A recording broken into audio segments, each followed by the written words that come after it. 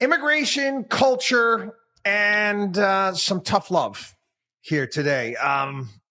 What a big MAGA rift.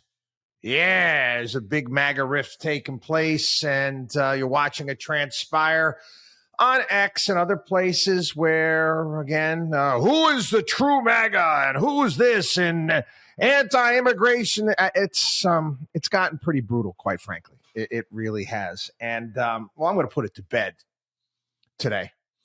I'm going to start off. I want to read to you, if you're not familiar here. I'm just going to give you Vivek's post on X. I think we addressed Elon's last week. He said the reason top tech companies often hire foreign-born and first-generation engineers over Native Americans isn't because of an innate American IQ deficit. A lazy and wrong explanation. A key part of it comes down to the C word, culture. We'll get into that a little bit. Tough questions demand tough answers, and if we're really serious about fixing the problem, we have to confront the truth.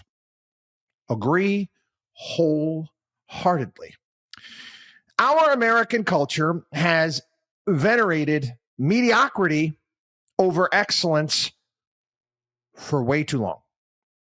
At least since the 90s and likely longer. That doesn't start in college. It starts young. A culture that celebrates the prom queen over the math Olympiad champ or the jock over the valedictorian will not produce the best engineers. Little bit of a problem with this sentence from Vivek and this point that he makes. Prom queen, yeah, okay, all right, it's a beauty contest, whatever. I've long said here on the program that schools need to not only compete against one another on the athletic field, but also academically. Again, this is some of my ideas that I put forth into reforming schools, giving parents school choice. They allow kids school choice when they want to play football for a different coach in high school somewhere. But you're not going to allow a kid to change schools because their physics department is better, their science is better. That's stupid. And he's right there. But again, he talks about the jock over the valedictorian. Both things can be true here, Vivek, in the sense that one can be a jock and also do well in school. And the work, time, and effort that it takes to be great at a sport translates to the real world. Translates to the real world. It's not just about winning on the field. It's what you learned preparing for that game Friday night. That's what translates. But anyway, and then he talks about a culture that venerates Corey from Boy Meets World, and I'm not familiar with these shows, or Zach and Slater over Screech and Saved by the Bell, or Steve Urkel. I remember Family Matters, but I never watched any of these shows. Those are not, he's basically pointing out certain characters. They're not going to produce the best engineers. More movies like Whiplash, fewer reruns of Friends, more math tutoring, fewer sleepovers, more weekend science competitions, fewer Saturday morning cartoons, more books, less TV, more creating, less chilling, more extracurriculars, less hanging out at the mall. Couldn't agree more. Couldn't agree more. Again, okay, I little problem with what he said there, but the collective freak out by certain MAGA types here, by what Vivek had to say. And again, they start attacking his heritage for some reason, which again makes you small, small-minded, quite frankly, and vile, in my opinion. Most normal American parents look skeptically at those kinds of parents. More normal American kids view those kinds of kids with scorn. If you grow up aspiring to normalcy is what you will achieve. That's true.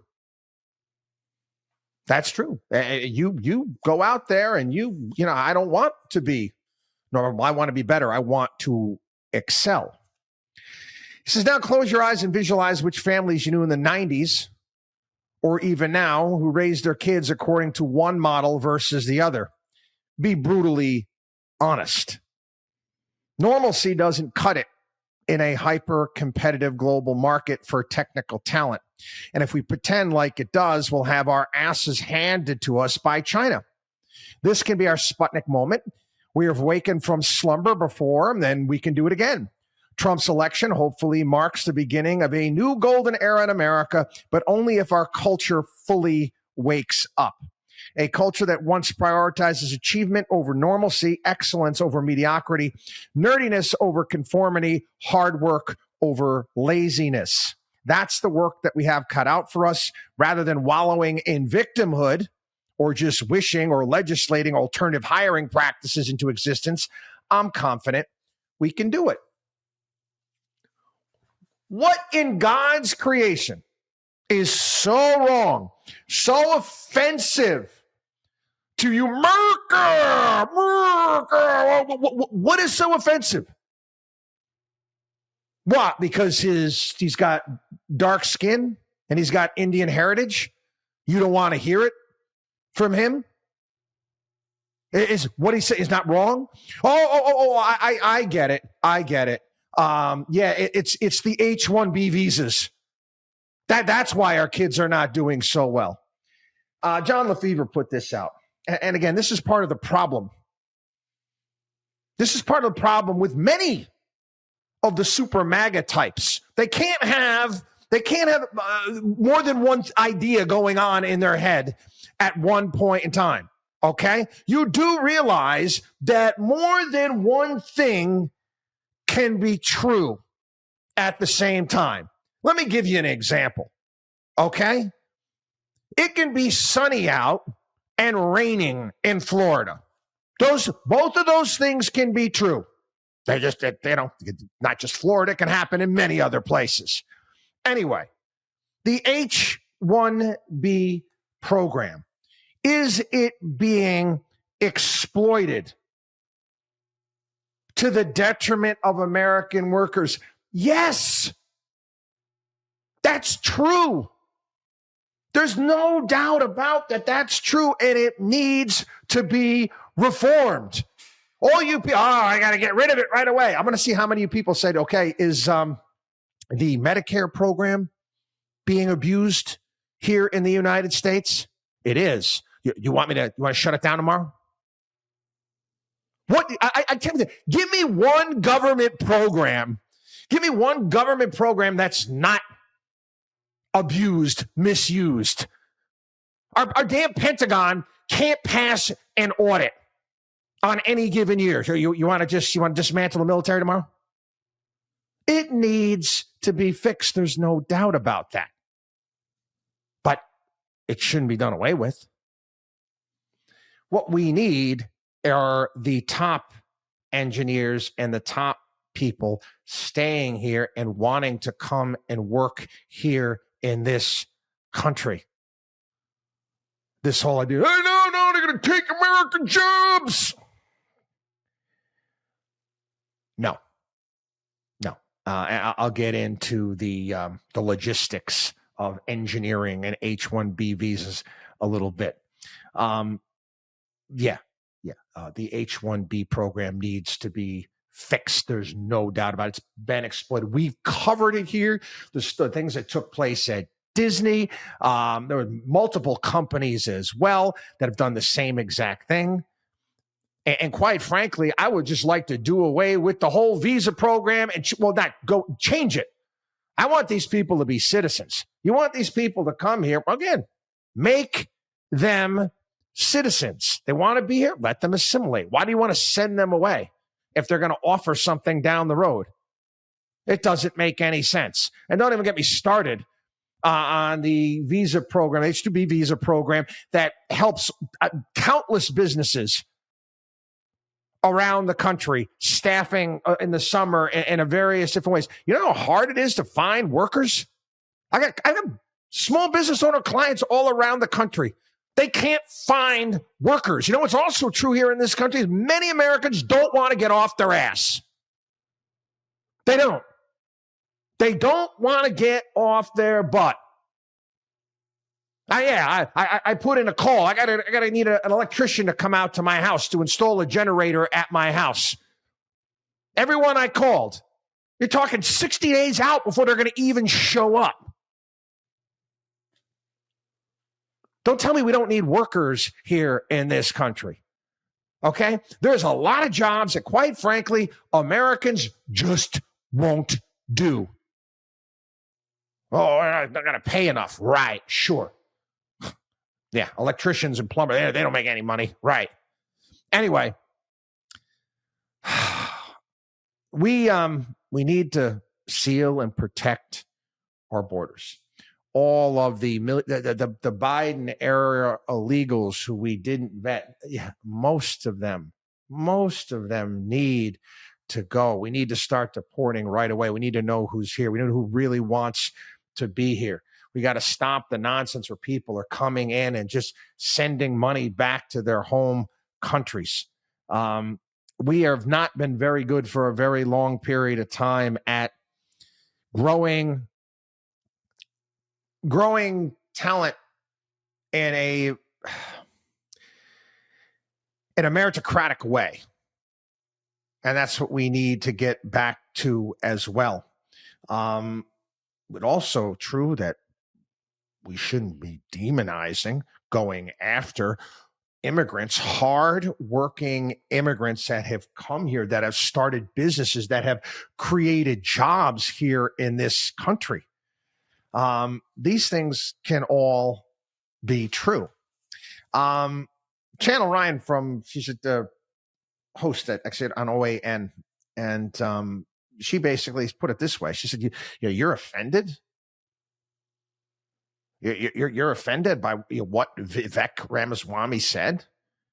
You're basically DEI. You are. You're just against DEI. You're basically DEI and affirmative action. What he's going after, what he's going after is what has happened to this country for decades now, that I personally, not just here on the show, in my everyday life, my interactions with kids and coaching, have gone after the whole everybody wins. Everybody wins. We're not keeping score. That nonsense, that bull excrement, that Marxist crap that has creeped into our schools. Schools, oh no, we're not going to have a valedictorian anymore. We don't want to offend anybody. That's that humanist crap. That has to go. That has to go. Anyway, let me give you another example of this. Where I moved from on Long Island. It's a very desirable place for people to live, and talk about is more and more people moving into our neighborhoods from Flushing, Queens. Now, Flushing, Queens has been predominantly a Asian area in Queens for a period of time. These were immigrants that came to this country legally, started businesses, a myriad of different businesses, saved their money, want what's best for their kids, and are now moving out to these areas that are well established. I've got no problem with that at all. That's the American way.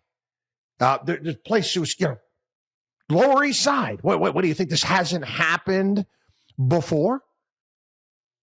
Those Asian Americans, because they speak maybe broken English, are they any less American than myself? I was born here. But it doesn't make him any less American than anybody else. Being American, it's not your family. You're not more American if your parents, excuse me, Your parents were born here, or your great-grandparents, came off on a damn Mayflower, for crying out loud. It doesn't work that way. We're not vampires, okay? You don't become a stronger American the longer you have been here. And quite frankly, I've said this before here on the program about America and American citizenship. I think they should make it almost like Catholic confirmation, for crying out loud, where you get to choose. Yeah, you got all these kids there. Oh, they hate America, all this stuff. Okay. You want to give up your passport? I've said it here. I don't think you should be allowed to vote unless you can pass a citizenship test. You don't want to be an American. You don't want to take an oath of citizenship. Maybe make kids do it when they're 18 years old and make them pass a citizenship test. Because you were born here. Right. Like you're owed something because you're born here. No, that was a President John F. Kennedy, asks not what your country can do for you, but what you can do for your country. I want to talk a little bit about culture now. America. What does America mean to you? Again, this is things we've talked about here on the program in the past. America is, to me, it's always been kind of like the movie Gladiator, when they talk about, Rome being an idea. America is an idea. That's what it is. That to me, that's what America is. It's most certainly not Washington, D.C. It's not the tax code. It's not the federal registry. None of those things. It's not the shape of our country, because the shape of our country, it was a hell of a lot different when this place started. It's changed. 13 colonies, right? And quite frankly, you got the Declaration of Independence, and, we hold these truths to be self-evident. All men are created equal. How often do we talk about this? Okay. We're not all equal in talents and abilities, but we're equal under the law, endowed by their creator with certain unalienable rights, that among these are life, liberty, and the pursuit of happiness. Again, that came first. And then, it took us some time. We figured out, oh, geez, you know what? We got to come up and get the Constitution, which, again, another set of ideas. That's what this country is about. It's not about a geographic area by any stretch of the imagination. There's a great writer online, calls himself Cynical Publius, and he actually talked about this as well, something that I reiterate all the time. And America is unique in the history of the world as a country based solely on ideas without regard for ancestry or ethnicity or race or religion or soil or money or blood. If you come to America legally, become a citizen legally, and genuinely swear to support and defend those ideas, you are every bit as much an American as someone who can trace their heritage back to the Mayflower and Plymouth Rock. He says that's a hill he's willing to die on. And I agree. Let's talk a little bit about this American culture. Because again, we always hear that word American exceptionalism. American exceptionalism. And there's going to be quite a few obscure references today. And I just thought of one. I thought about the scene in Stripes with Bill Murray and his talking about America being mutts. how we're mutts here in this country, but we're loyal and we're tough and we're this. Yeah, that's what we are. Let me tell you what one of our greatest attributes is, and this is an underlying belief system of mine that it goes into everything that we do in regards to building portfolios, into how I want to raise my kids and how, quite frankly, you should be raising yours. Okay, I talk about anti-fragile, Nassim, Nicholas, Taleb. Again, my opinion, one of the most brilliant guys here in this country, who also came here originally on an H1B visa. Visas and failure and all sorts of stuff. Well, first and foremost, okay, just so you know, as far as science and technology, they are, and Taleb addresses this, they are so fat-tailed. 80% of the output in those industries comes from less than 1% of the contributors. You do understand that, right? You got super skilled people. That's a tiny percentage of employment.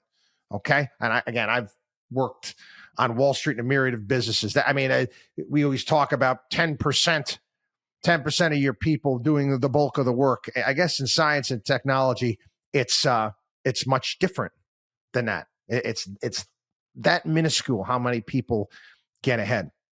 But the key here to this country, one part of American exceptionalism, again, we have something in our water here. We special in any way, shape, matter, or form. Like I said, our makeup, okay, our physical makeup, our physical attributes are no better. We're not superhuman here, okay? We're not a bunch of Kryptonians, all right? It's just not the case. It is what American exceptionalism is all about. Is it's okay to fail. I talked about we don't have an Entrepreneurs Day here in the United States. That that's our that truly is our edge. Our edge is the fact that it's okay. It's okay to fail. And Taleb talked about this well. He said any idiot can have an education. You need to learn to fail. And he put this in his book, The Black Swan. Again, highly recommend it. Talked about scalability, globalization. He says, whenever you hear a snotty and frustrated European middlebrow presenting his stereotypes about Americans, again, this is Nicholas Nassim Taleb. He was born in Lebanon. He came here, H1B visa. He's a professor. He's written countless best-selling books. Okay? Genius when it comes to risk management. He's just as American as I am. Wasn't born here. Anyway, when he talks to you, again, European middlebrow presenting his stereotypes about Americans, he will often describe them as uncultured, unintellectual, and poor in math. Because unlike his peers, Americans are not into equation drills and the constructions middlebrow call high culture. Knowledge of Gold's inspirational trip to Italy or familiarity with the Delft School of Painting. Yet the person making these statements is likely to be addicted to his iPad, wear blue jeans, use Microsoft Word to jot down his cultural statements on his Macintosh, using some Google searches as well. Well, it just so happens that America is currently far, far more creative than these nations of museum goers and equation solvers. It also is far more tolerant of bottom-up tinkering and undirected trial and error. And globalization has allowed the United States to specialize in the creative aspect of things, the production of concepts and ideas. That is the scalable part of the products. And increasingly, by exporting jobs and separate the less scalable components, assign them to those happy to be paid by the hour, there's more money in designing a shoe than actually making it. Let me take this a bit further. It comes to failure. Went to a hockey game the other night. Now, this was a conversation that was coming up because we're watching hockey. It's an amazing, one of the best sports to watch live. It's phenomenal to watch. And having the conversation with the most difficult sport is. And, I was like, well, define difficult. Define difficult. Soccer players run 10 miles over the course of a game. You take a look at, what professional football players are able to do, what, the skill and the strength and the stamina that's involved in hockey. But then again, you also take a look at the most difficult thing to do in all sports, and that's, hit a baseball. And they call baseball America's pastime. And some will say, well, football's taken over. Yeah, I get that. Okay, it has. But baseball, one of the reasons baseball is such a difficult game is because you fail all the time. You are an all-star making millions upon millions of dollars a year playing professional baseball if you fail 7 out of 10 times. That's right. You're batting 300. If you fail, and again, and you're right out there, okay? When you fail in baseball, it's, you're all by yourself up there. You're all by yourself. You got to think about that. Again, that's part of baseball. It's just the psyche of being able to let it go. The Yankees lost the World Series. What was it? It was a game 1 of the World Series. Gave up the home run there, came in, boom, yep, done, over. That's on you. You're all out there by yourself. And that's what makes America great in our system here is that we want you to go out and take risks, and you're going to fail. And failure is okay. And we taught, get knocked down, pick yourself up. That great monologue from Rocky. What was it, Rocky 5 or Rocky 6? He's lecturing his kid. It's not, it's how hard you can get hit. You get knocked down. You pick yourself up. That's American exceptional. That separates us from everybody else. Doesn't work that way in other places around the globe. All right, I want to talk, okay, now we're going to talk about tough love. Time for some tough love. We did immigration, culture. Now time for some tough love. And getting back to some of the things that Vivek had to say. These numbers are real, okay? 98% of Gen Z kids there experience burnout at work. 23% face unmanageable stress. 48% feel drained. I'm laughing because, I've been coaching for years, and you watch kids complain, whatever it may be. Suck it up, Buttercup. I got a whole can of suck it up here for you. Are you kidding me? Really? 6 in 10 employers report firing recent Gen Z hire. 75% of companies said Gen Z hires were unsatisfactory. 39% lack communication skills. 46% lack professionalism. Okay. Tell you something. Okay. We're doing this to ourselves. We're doing this to ourselves. Do you think the immigrant kids are acting like this? They're not. 31% of eighth graders are proficient in reading.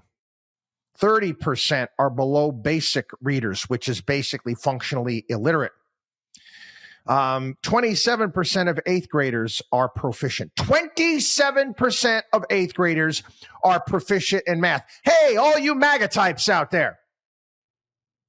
Hey, you're going to have them designing computers? I didn't think so. Our education system is a disaster here. We talk about the helicopter parents. Everybody's making life way, way too easy for their kids. Hard work, driving your kids. It's not, you're not abusing your child. It's preparation for life. Excellence and busting your ass is it's non-negotiable. Non-negotiable in my book. Again, I'm using myself as an example. I don't care. My show. One of the things when I'm coaching, okay, I'm aware, okay, that kids are going to make mistakes. Okay, ball's going to get dropped, going to miss shots, whatever it may be. That's going to happen. There's physical mistakes are going to happen. Mental mistakes, again, that's something that's a little bit harder as a coach to swallow. You're supposed to be sharp out there. You have to focus while you're out there. But the thing for me that is not negotiable is effort. You're not busting your ass. You're not going 100 miles an hour all the time when you're out there in the field. You're coming off the field. Drop a ball, miss a shot, something goes wrong. Next play. Don't worry about it. This is the Chris Markowski coaching line. I want you guys to go out there and make fast mistakes because you're going to make mistakes. Make fast mistakes. Go hard all the time. It's okay to fail as long as you're going at it at 110% effort. Again, what have we been preaching here on the program? Build, create, protect, and teach. And as adults, guess what? You better be exceptional yourself. You better be exceptional yourself as an example.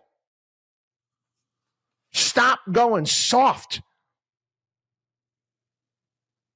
Anyway, again, a couple more obscure references for you.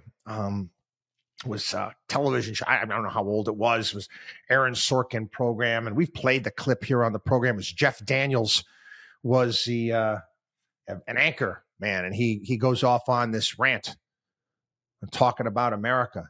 And he lists all these things. So, America's not the greatest country anymore. It's kind of how they started off the show. And again, they come into my mind. I was jotting some down. It's Chris Rock. Chris Rock in a stand-up skit. I mean, this is a while ago.